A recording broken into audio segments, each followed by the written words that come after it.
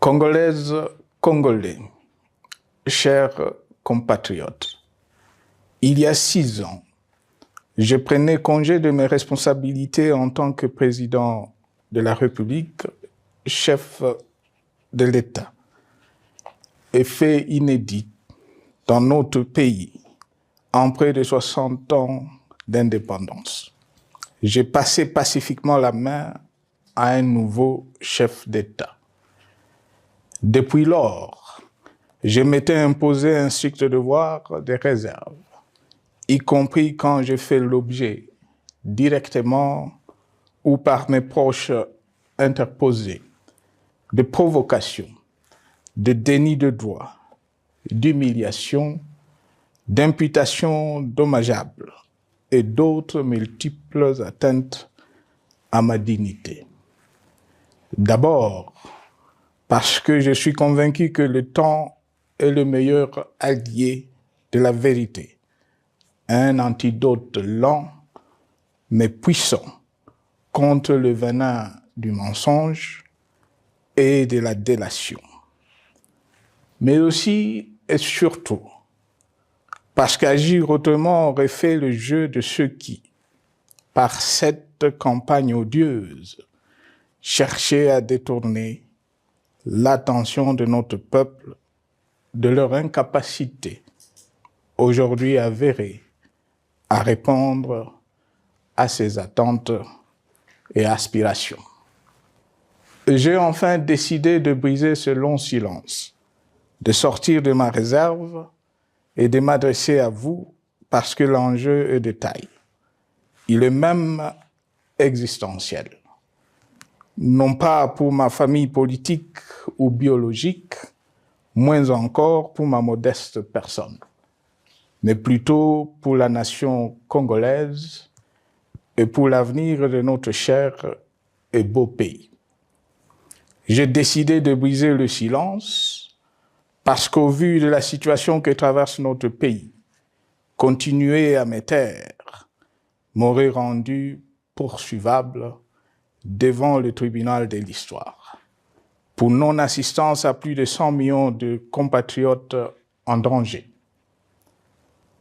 Je saisis cette opportunité pour partager avec vous mes réflexions et participer ainsi à la recherche de la solution à la crise que traverse notre pays, la République démocratique du Congo, terre de nos ancêtres, car il est gravement malade et son pronostic vital engagé. Mieux que quiconque, vous en êtes conscient, car vous en faites quotidiennement les frais dans votre chair et vous en payez le prix. Mes chers compatriotes, vu l'importance stratégique de notre pays et le rôle qu'il est appelé à jouer, j'avais, de l'avènement au pouvoir du chef de l'État actuel, conclu avec lui un accord donnant naissance à la coalition entre nos forces politiques respectives. À propos de cet accord, beaucoup de contre-vérités ont été dites, y compris, fort malheureusement, par celui qui est censé connaître la vérité, parce qu'en étant l'un de 2 principaux signataires. En attendant qu'au moment opportun, la vérité soit rétablie, preuve irréfutable à l'appui, permettez-moi pour l'instant d'affirmer qu'en ce qui me concerne, la conclusion de cet accord n'avait pour seule motivation que l'intérêt supérieur de la nation. Par cet accord de mutualisation de forces, j'entendais en effet permettre à mon successeur d'exercer dans la direction des affaires de l'État plus de pouvoir effectif que ce que la faible représentation de sa famille politique au sein de la nouvelle Assemblée nationale était en droit de lui conférer. Je voulais par ailleurs faciliter le fonctionnement harmonieux des institutions et éviter à la nation, comme à notre jeune démocratie, d'éventuelles crises politiques qui leur auraient été fatales. Cette première alternance pacifique et civilisée à la tête du pays avait suscité d'autant plus d'espoir qu'en janvier 2019, notre pays s'est trouvé en bien meilleur état qu'au moment de ma propre accession à la magistrature suprême en janvier 2001. Alors que j'avais trouvé un pays au bord de l'implosion, miné par une longue dictature et des guerres, sans institutions républicaines, économiquement en faillite et socialement déchiré. Bref, un pays dont l'incertitude de lendemain menaçait la stabilité de toute la région.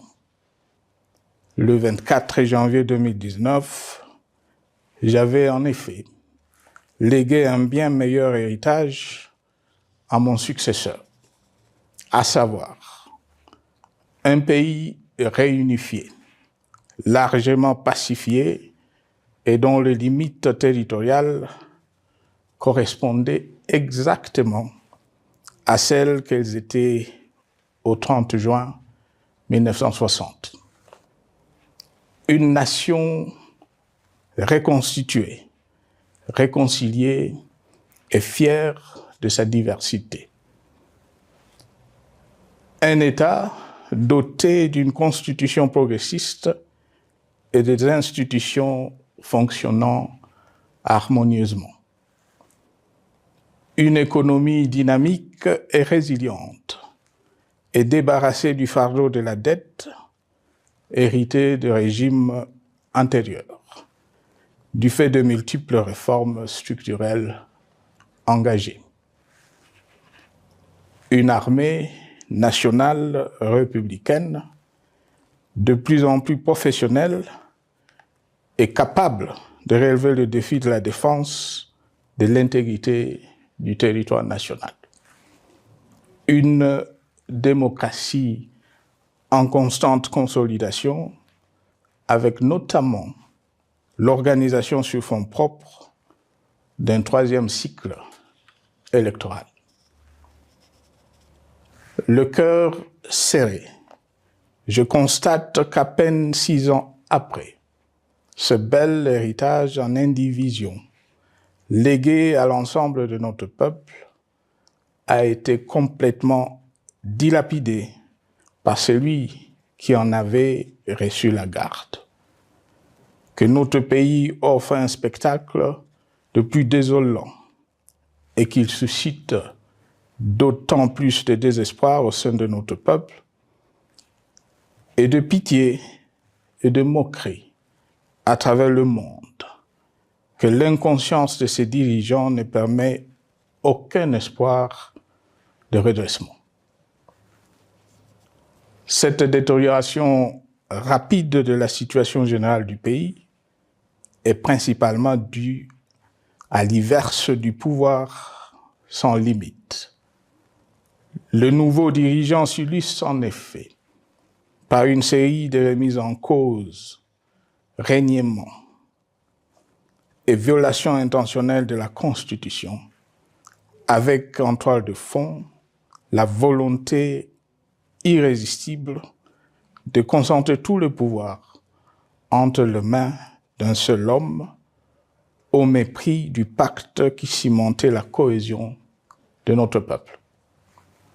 Le premier acte de remise en question de ce pacte républicain, véritable socle de stabilité et de cohésion nationale, a consisté à violer délibérément la Constitution et les lois pertinentes lors du premier remaniement de la Cour constitutionnelle par le président de la République. La violation de ce texte juridique, fondement de tout état de droit, pour de simples raisons de confort politique est devenu, depuis lors, une marque distinctive de la gouvernance de notre pays. Dans le même esprit, en décembre 2020, il fut organisé un coup d'État institutionnel à la suite du renversement en pleine mandature d'une majorité parlementaire, pourtant dévolue par le peuple souverain, ainsi que le gouvernement qui en était issu. S'en sont ainsi suivis la nomination illégale de membres de la Commission électorale nationale indépendante, ainsi que le simulacre des élections de décembre 2023, organisé en violation du cadre juridique et de normes internationales pertinentes, qui, par une ampleur sans précédent de la fraude, ont amplifié l'illégitimité des institutions et de leurs animateurs. Le coup de grâce a été donné par l'annonce du projet de changement de la Constitution, un projet dont la réalisation liquiderait totalement le consensus national de Sun City. Les conséquences négatives de cette gouvernance non orthodoxe sont pour le moins stupéfiantes. Le pays est ainsi devenu un espace de non-droit. La République a cessé d'être démocratique et la volonté du chef de l'État tient désormais lieu de loi suprême, supplantant la Constitution et les lois. En revanche, érigé en politique du gouvernement, le populisme et la démagogie, le mensonge et l'arrogance, la discrimination et la stigmatisation de certaines composantes de notre peuple, l'institutionnalisation du tribalisme et du népotisme, l'opposition de communautés nationales les unes aux autres, le discours de haine et l'injustice ainsi que l'impunité ont d'autant plus aisément détruit la cohésion nationale et le vivre ensemble que l'opulence outrancière et le non-respect de la parole donnée sont les maîtres mots de la classe politique au pouvoir. Ce qui a rendu le pays fragile et donc vulnérable. Plus grave, le repli identitaire, dangereux pour l'édification de toute nation, a refait surface, avec ses vieux démons dont l'intolérance et la division est circonstance aggravante. Cela est non seulement toléré et impuni, mais aussi et surtout véhiculé et financé par les tenants du pouvoir. Face à cette dérive, le Parlement a abdiqué de sa mission constitutionnelle de contre-pouvoir. Il a ainsi cessé d'être le temple de la démocratie, le lieu par excellence de l'expression législative et la volonté du souverain primaire, pour ne plus être qu'une chambre d'enregistrement de la volonté d'une seule personne. Quant à la justice, garante constitutionnelle de liberté publique et du socle de valeurs, qui structure notre identité et forge notre unité, elle a complètement démissionné de ses responsabilités, se laissant ouvertement instrumentalisée à des fins politiques. Elle n'est donc plus qu'un instrument d'oppression d'une dictature qui tente désespérément de survivre à contre-courant de l'histoire, par la terreur et l'imposition de la pensée unique.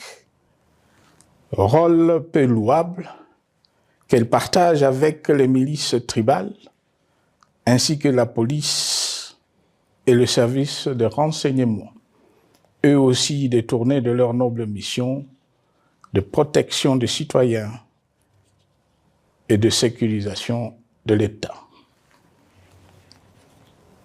Sur le plan économique, la situation est de plus inquiétante.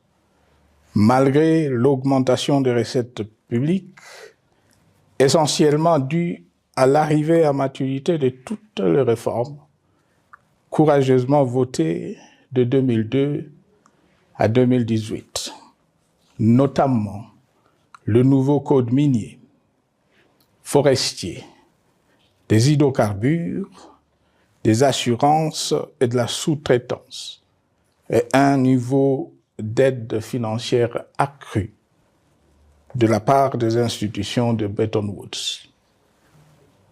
Aucun investissement n'a été réalisé pour doter le pays d'infrastructures modernes, soutenir des réformes structurelles et stimuler la croissance.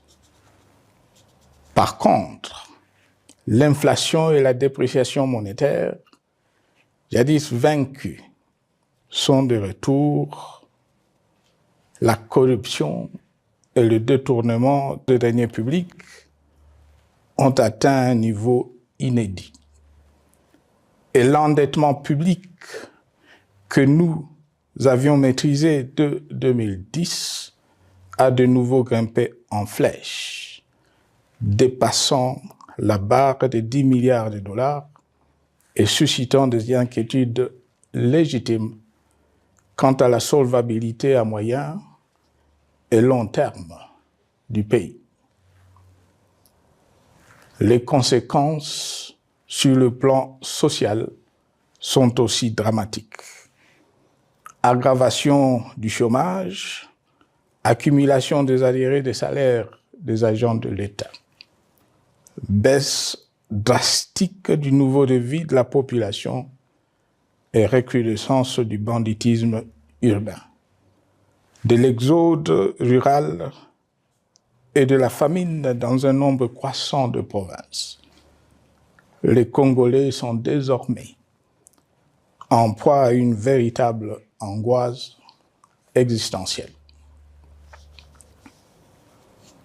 Parmi les victimes résignées de ce gâchis se trouve en bonne place notre jeunesse, qui a été pourtant de tout le combat démocratique et qui a beaucoup cru aux vertus de l'alternance pacifique. Aujourd'hui, sans repère ni perspective sérieuse du lendemain, et se sont abandonnés, laissés à la merci des entrepreneurs de conflits et de vendeurs d'illusions de tous bords. Rien de ce qui lui a été promis depuis 6 ans n'a été réalisé. À cette jeunesse désabusée, comme à l'ensemble de notre peuple, nous tenons à donner une assurance. L'échec d'un régime compromet, mais ne scelle pas définitivement le sort d'un peuple. Mes chers compatriotes, s'agissant de la situation sécuritaire, dans les grandes agglomérations comme dans nos campagnes, elle est partout plus que préoccupante. C'est le cas notamment au nord Kivu, au sud Kivu, en Ituri, au Maniema, au Tanganyika, au Katanga et au Mai-Ndombe, province pourtant voisine de Kinshasa, capitale du pays et siège des institutions. Le sang de nos compatriotes civils et militaires, valeureux officiers et soldats des rangs, mais aussi députés, éminents membres de la société civile ou de partis politiques, a ainsi abondamment et gratuitement coulé. Du fait de l'intolérance, du cynisme, voire pire, d'un terrorisme d'État pratiqué dans un seul et unique dessein, l'abus du pouvoir pour le pouvoir. C'est le cas, entre autres, de plusieurs centaines de détenus du centre pénitentiaire de rééducation de Makala, sauvagement abattus dans la nuit du 1er au 2 septembre 2024, victimes sans défense d'un crime incontestable contre l'humanité, à ce jour restés impunis. Il en est de même de membres de la secte mystico-religieuse Wazalendo de Goma, de jeunes de la Junafek à Lubumbashi et du massacre des adeptes de l'église Mbidi à Kilwa. Cette déliquescence de la situation sécuritaire est due à la mauvaise gouvernance du pays qui, dans ce secteur, est aujourd'hui caractérisé par une formation militaire bâclée, des recrutements et mises en place ethniquement motivés, ainsi que par l'emprisonnement sans jugement, aussi bien de plusieurs militaires et officiers de haut rang que des agents de l'ordre et de sécurité, majoritairement swahiliphones. Bien plus, à l'armée nationale, bouclier de la nation, instrument de préservation de l'indépendance nationale et de l'intégrité territoriale, il a été substitué de bandes de mercenaires, de groupes armés, de milices tribales et de forces armées étrangères qui ont non seulement montré leurs limites, mais aussi enfoncé le pays dans un chaos indescriptible. L'État a ainsi perdu le monopole de la violence légitime en sous-traitant aux groupes armés, autrefois maîtrisés, le maintien de l'ordre public et de la tranquillité nationale. Et comme si cela ne suffisait pas, l'armée nationale est vilipendée, conspuée et tournée en dérision par les autorités qui n'assument jamais rien alors qu'elles sont censées veiller à sa consolidation et à sa respectabilité. Pour les avoir formés, commandés et conduits au front, je connais nos soldats, boucs émissaires aujourd'hui de toutes les contre-performances enregistrées sur les champs de bataille. Ils ne sont pourtant pas intrinsèquement moins bons, moins nationalistes et moins loyaux. Ce qui a changé entre-temps, c'est la qualité du commandement et de leur prise en charge.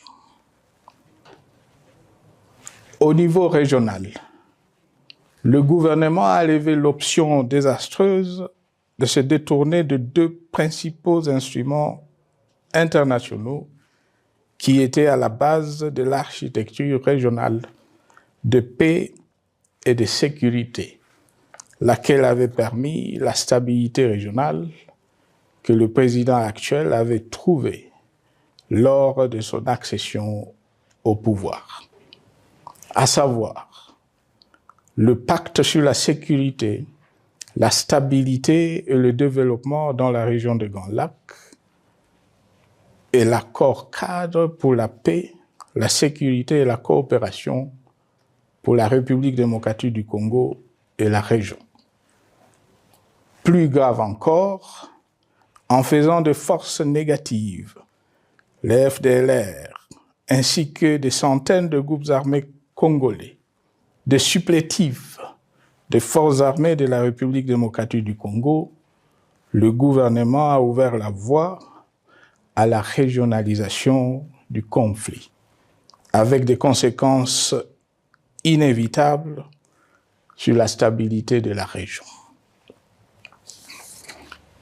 Mes chers compatriotes, alors que sur le plan institutionnel, politique, économique et social, les fondamentaux avaient été établis et que le pays avait été placé sur la rampe de lancement, prêt à décoller. Nous voici, hélas, en un temps record, soit 6 ans, de nouveau à la case départ. Seul d'un État failli, divisé, désintégré, au bord de l'implosion, inscrit en bonne place au palmarès de pays pauvres, le plus corrompu et très endetté. En atteste tout le rapport tant du Conseil de sécurité des Nations Unies que ceux sur l'indice de développement humain et sur la pauvreté. La crise qui déchire notre pays est donc profonde et multidimensionnelle. Sa solution doit être nécessairement globale. Toute autre approche n'a donc aucune chance de conduire à une paix durable. Bien plus, le Congo est intemporel. Il n'appartient pas à tel ou tel régime politique, ce dernier étant par définition rotatif et donc passager en démocratie. Il appartient plutôt au peuple congolais dans sa grande diversité. Ce qui est vrai du Congo l'est aussi des immenses ressources du sol et du sous-sol dont il regorge et qui sont essentielles à la croissance et au développement à l'échelle internationale. Que tous, au pays comme à travers le monde, en tiennent compte et qu'ils inscrivent leurs projets dans une perspective qui privilégie l'intérêt du Congo et des Congolais, plutôt que celui de ceux qui, à un moment ou à un autre, dirige le pays. Cela étant, pour sauver le Congo, les griefs légitimes du peuple congolais contre le régime en place ne peuvent être éludés. Ils doivent plutôt être pris en compte. La dictature doit prendre fin et la démocratie, tout comme la bonne gouvernance économique et sociale, doivent être restaurées.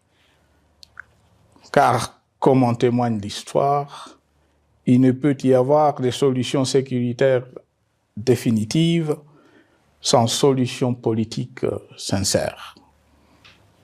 Sinon, il y aura de nouvelles vagues de convulsions politiques, de troubles à la paix, d'insécurité, d'instabilité institutionnelle, de conflits armés et de guerres civiles. Perspective qu'en toute responsabilité, nous, Congolais, ne pouvons plus nous permettre. Il est dès lors vital que les multiples initiatives de recherche de la paix, Luanda, Nairobi, EAC SADC, l'Union africaine, Doha et Washington, que nous accueillons favorablement, les considérant comme autant de signes de compassion et de solidarité à notre peuple, soient conscientes de cette exigence. Qu'elles accordent aux Congolais à la fois maîtres de leur destin et premières victimes de cette crise la place centrale qui leur revient de droit, aussi bien dans le diagnostic du mal dont souffre le pays que dans la prescription du traitement dont il a besoin pour en guérir définitivement. Il convient de noter à ce sujet que le gouvernement de Kinshasa s'est enfin résolu à se mettre autour d'une même table avec l'AFC M23 depuis plusieurs semaines à Doha, même si, bizarrement, il continue à considérer comme un crime le fait que les autres Congolais se parlent entre eux. C'est le lieu pour moi de saluer la démarche des évêques de la CENCO et de l'ECC, qui a le mérite de n'exclure du débat aucun sujet, ni aucun de nos compatriotes. Sans être parfaite, cette initiative conjointe des Églises mérite le soutien et, si nécessaire, des enrichissements de la part de notre peuple. Mes chers compatriotes, une fois n'étant pas coutume, il convient de dénoncer la falsification de l'histoire par ceux dont le jeu pervers dans l'opposition naguère, comme aujourd'hui au pouvoir, a consisté et consiste encore à calomnier, à diffamer, à diaboliser et à diviser pour gagner et régner, à se défausser sur les autres pour justifier leur contre-performance, quelles qu'en soient les conséquences sur la cohésion nationale ou en termes de vies humaines injustement brisées ou perdues. Une preuve, s'il en fallait encore, vient de nous en être donnée une fois de plus.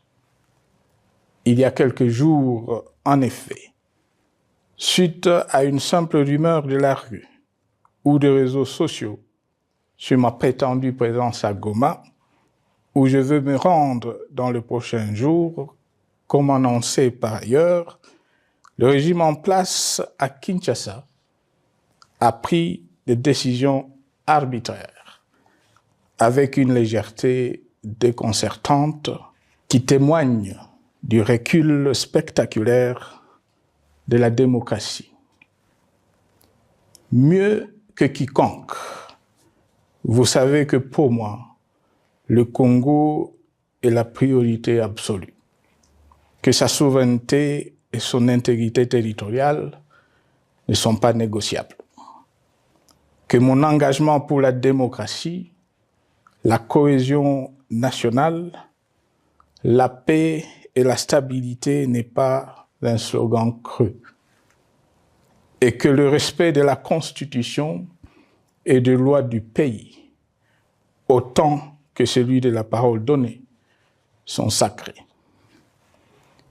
Militaire, j'ai juré de défendre la patrie jusqu'au sacrifice suprême. Hier au pouvoir, aujourd'hui en dehors du pouvoir, je demeure plus que jamais fidèle à ce serment. En ce moment où le pays est de nouveau divisé, appelé par le destin, j'ai le devoir d'œuvrer à la recherche de la paix et de contribuer à la reconstruction de notre pays qui se meurt. C'est dans cet esprit que j'ai choisi ce moment pour exprimer ma sympathie à l'endroit de toutes les victimes du conflit en cours, de réconforter et marquer ma solidarité avec la population de la partie orientale.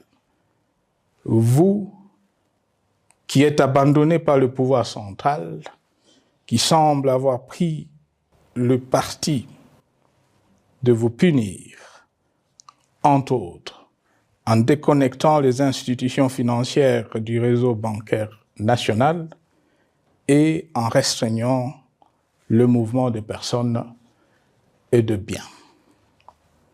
Ces décisions et bien d'autres vous asphyxient et rendent votre vie plus précaire que jamais. J'en appelle aux uns et aux autres, en particulier au gouvernement, d'humaniser les conditions de vie de nos compatriotes de cette partie du territoire national. Ils ont droit à la vie, à la scolarisation de leurs enfants et aux autres conditions du bien-être. En entendant le rétablissement de l'autorité de l'État sur toute l'étendue du territoire national, j'invite les tenants du pouvoir à protéger la population. De même, l'armée, la justice, les autres structures en charge de l'ordre et de la sécurité doivent être véritablement au service de la population et répondre à ses aspirations. Mes chers compatriotes, de par mon expérience dans des situations similaires, le patriotisme et l'humanisme ont guidé le processus de règlement de conflits et ont porté de fruits dans le passé, aussi bien sur les champs de bataille que sur celui des négociations ou du dialogue. Notre pays avait été divisé de quasi-moitié pendant quelques années. La sagesse avait alors prévalu. Nous avions recollé le morceau et le pays a survécu dans son unité. C'est ainsi qu'après quelques années de réflexion sur la crise en cours, après avoir consulté des chefs d'État et des anciens chefs d'État de la région, ainsi que des acteurs politiques et sociaux, nationaux et étrangers, j'ai fait ce jour une proposition qui engage la nation tout entière à un sursaut patriotique pour un pacte citoyen afin de tirer le pays du gouffre.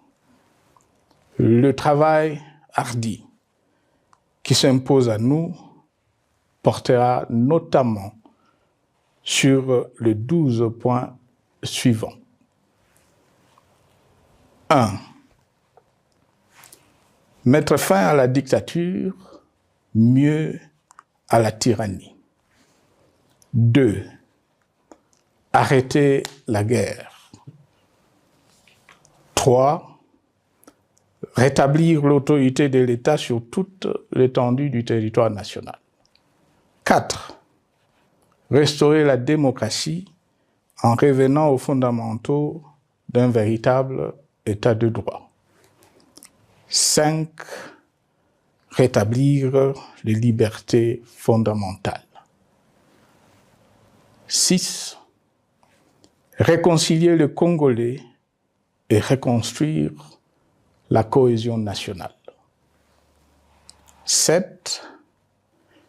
Relancer le développement du pays par la mise en place d'une bonne gouvernance économique, une gestion administrative et financière orthodoxe et une répartition équitable des ressources nationales. 8. Relancer le dialogue sincère et permanent avec tout le pays voisin en vue de l'instauration de la paix et du développement durable dans la région. 9. Rétablir la crédibilité du pays auprès de partenaires au niveau tant régional, continental qu'international. 10. Neutraliser tous les groupes armés nationaux et étrangers et rapatrier ces derniers dans leur pays d'origine. 11.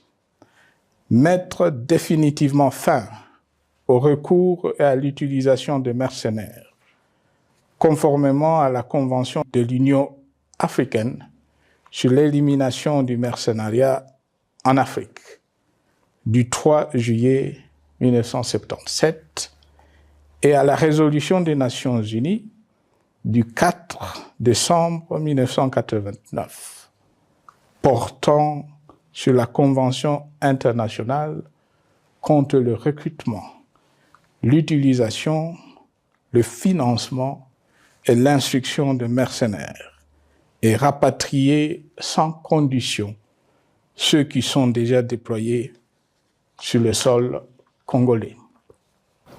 12. Ordonner le retrait sans délai de toutes les troupes étrangères du territoire national. À ce sujet, je salue la décision sage des pays de la SADC de retirer les troupes de la SAMI DRC de notre pays. Vu l'immensité de la tâche ainsi décrite, je lance un appel solennel à tous les Congolais, sans distinction de sexe, d'ethnie, d'âge, de classe sociale, de zone géographique ou d'appartenance politique, qui aiment passionnément le Congo, qui sont prêts à tous les sacrifices, qui adhèrent sans réserve au pacte républicain de Sun City et qui tiennent au respect de la Constitution du 18 février 2006 à s'unir autour de ces objectifs. Il s'agit de la refondation de l'État et de l'édification d'un pays qui a perdu ses repères. Mobilisons-nous et mettons à profit tous les moyens à notre disposition pour restaurer l'unité nationale, sauver le Congo et préserver son indépendance. Car l'Afrique et le monde nous regardent.